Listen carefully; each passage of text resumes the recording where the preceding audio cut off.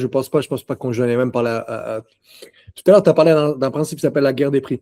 Ouais. En troisième année de bachelier, donc en troisième année de licence à l'université en Belgique. Donc, j'ai fait étudier ingénieur, mais un mélange entre Polytech et Donc, tu HEC. es ingénieur.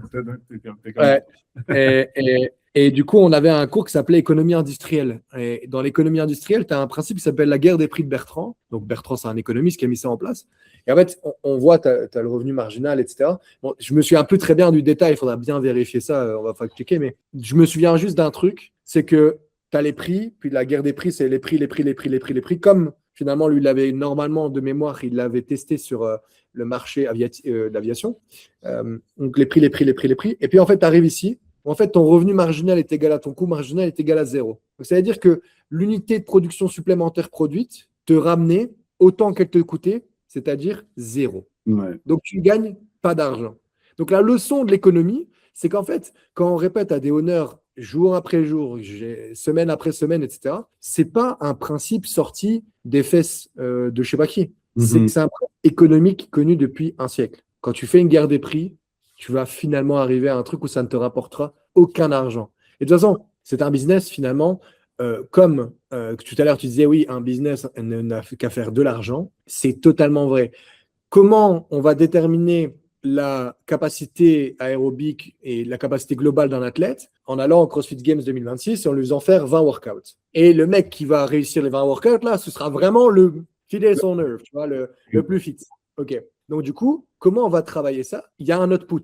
On met un input, il y a un output, il y a un traitement entre l'output. Et l'output, c'est quoi? C'est il a fait 253 kilos au back squat, il a fait ce workout en 3 minutes 22, il a fait ça, etc. Des chiffres. Et pourtant, les honneurs, alors qu'ils ont une méthodologie, comme ton père l'a compris, qui est finalement très encadrée par des chiffres, par la science et par des choses, ils ne vont pas avoir ce rapport scientifique chiffré à leur business. Tu leur demandes un panier moyen, tu leur demandes un panier moyen, ils ne savent pas calculer. Tu leur demandes leur prix ou leur chiffre d'affaires, c'est toujours TTC. Alors, tu as quand même que la TVA, dans la tête de la plupart des gens, surtout les consommateurs classiques, on récupère la TVA. Non, tu récupères la TVA quand tu es en déficit. Hein.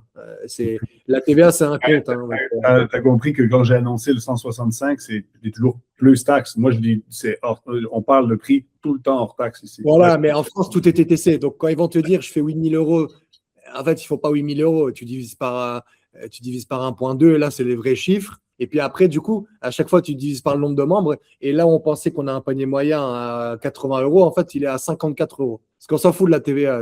Si tu gagnes de l'argent, tu la payes. Donc, tu la rends, en principe. Donc, tu vois, il y a tout ce truc-là. Et c'est vrai que c'est dommage de se dire qu'en fait, on met en dehors. Et ça, c'est comme ça parce que c'est 95% des mecs qui ouvrent des salles sont des sportifs qui ont ouvert une salle parce qu'ils ont été coachs et puis qui se sont dit c'est la ruée vers l'or, je vais pouvoir payer mes entraînements. Mais en fait, finalement, c'est un peu ça le principe, c'est qu'il y a un principe économique.